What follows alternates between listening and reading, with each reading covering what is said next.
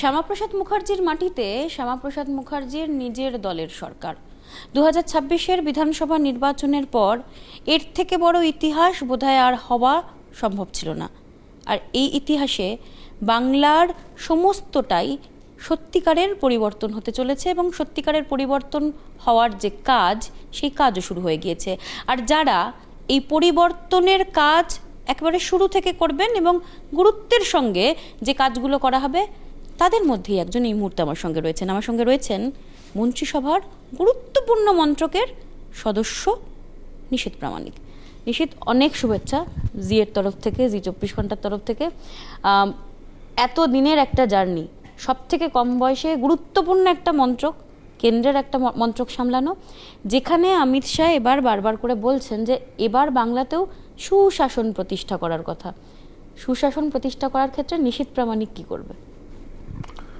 দেখুন, প্রথমেই বলবো যে এটা আমার কাছে অত্যন্ত গর্বের বিষয় যে আমার দল আমাকে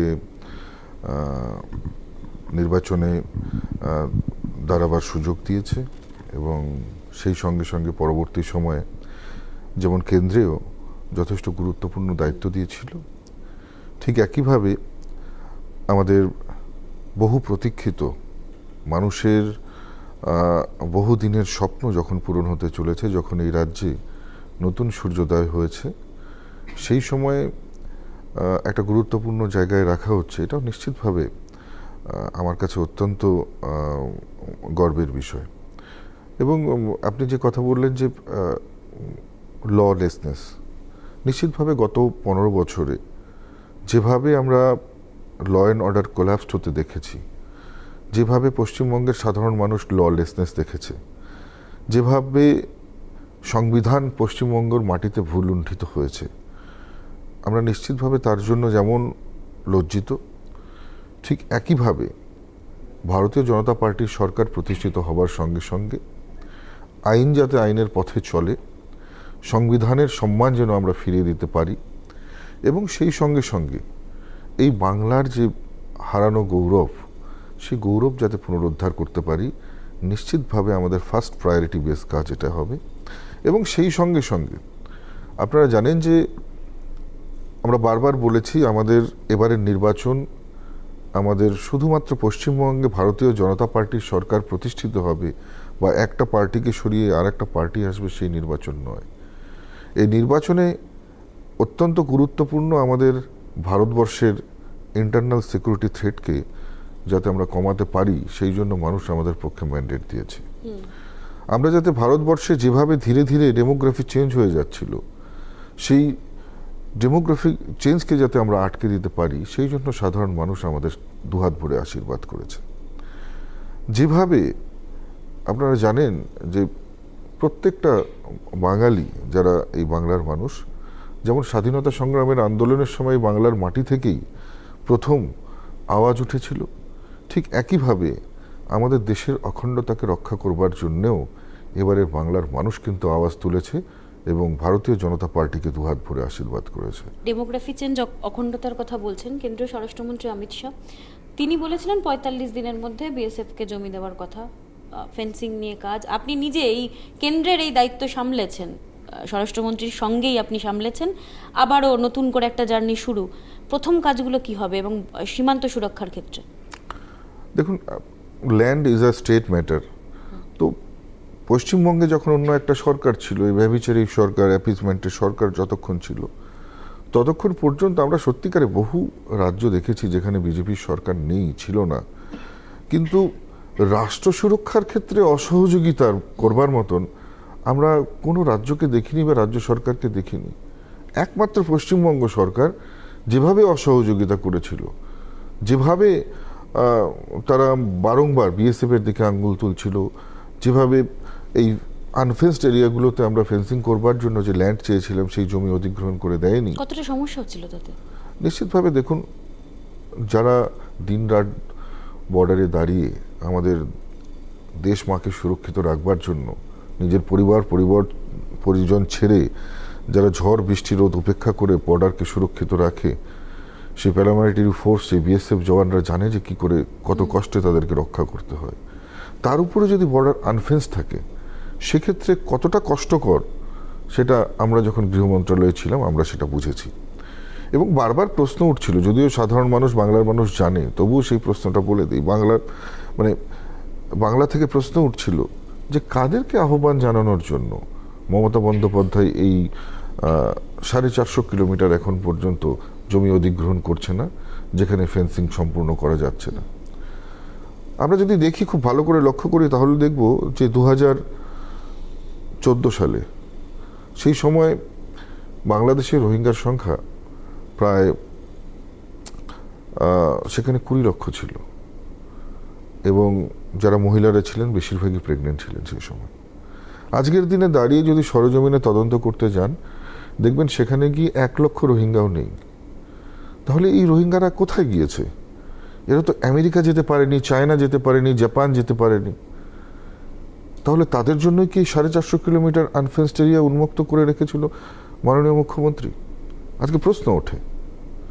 এবং যখন আমরা এসআইআর করছি তখন দেখেছি যে একাধিক নাম, এবং নিশ্চিতভাবে তৃণমূল কংগ্রেস রোহিঙ্গা বললে পরেই রে রে করে ওঠে।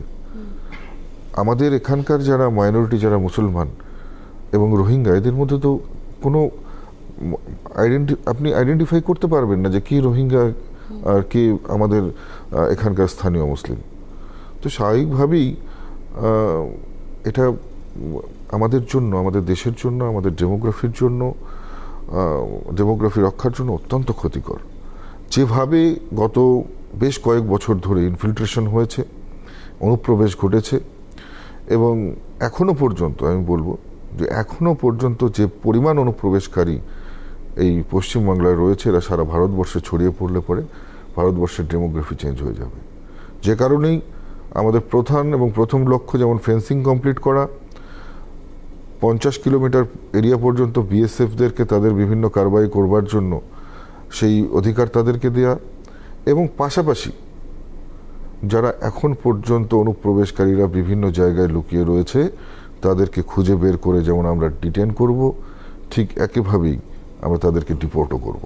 যারা রয়েছেন এখনো পর্যন্ত, তাদের উদ্দেশ্যে কিছু বলবেন? বেআইনি অনুপ্রবেশকারীদের কোনো কড়া বার্তা দেবেন যে এবার তো আর মমতা বন্দ্যোপাধ্যায় সরকার নেই, আপনাদের সরকার, তাদের কোনো কড়া বার্তা?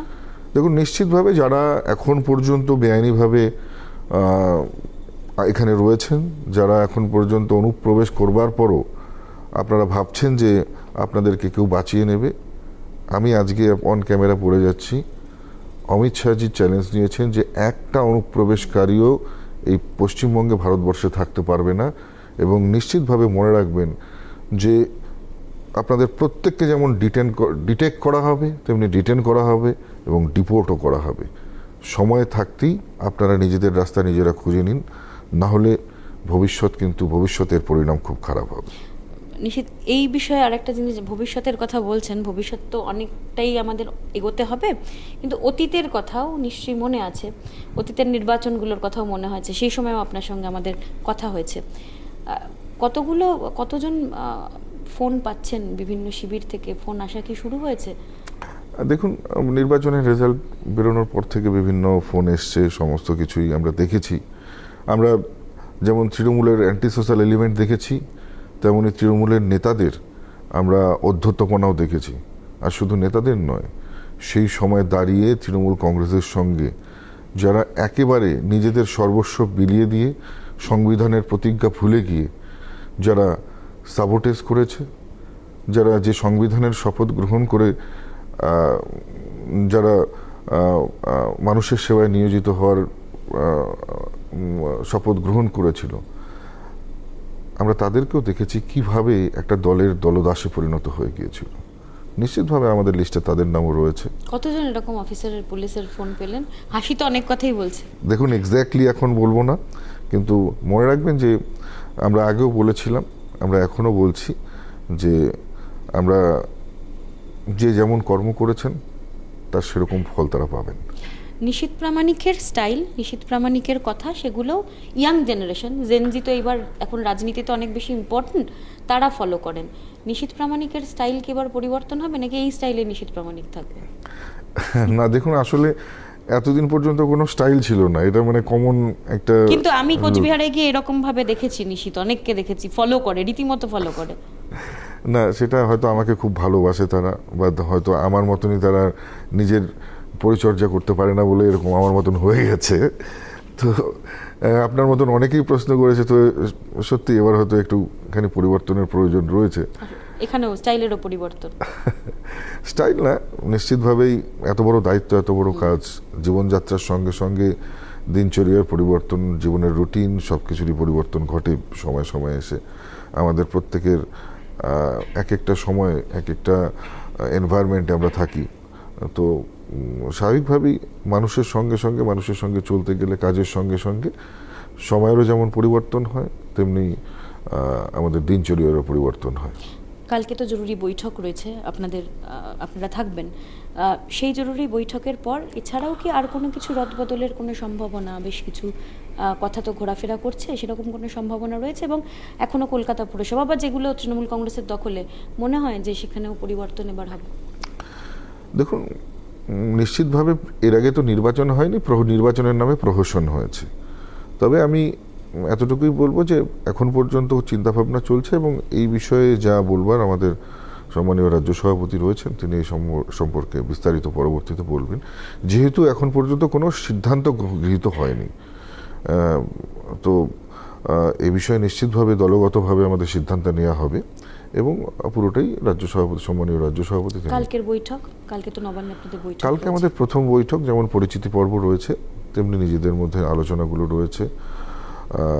সম্মানীয় আমাদের নবনির্বাচিত মুখ্যমন্ত্রী, আমাদের সকলের প্রিয় দাদা, সেখানে আমাদেরকে নিশ্চিতভাবে আগামী দিনে কিভাবে চলবো সেটার মার্গদর্শন করবেন, এবং সম্পূর্ণভাবে প্রত্যেকের সঙ্গে, যারা আমরা এখনও অনেকেই রয়েছে, সমস্ত বিধায়কদেরকে ডাকা হয়েছে, প্রত্যেকের সঙ্গে পরিচিতি পর্ব, সেটাও একটা গুরুত্বপূর্ণ পার্ট।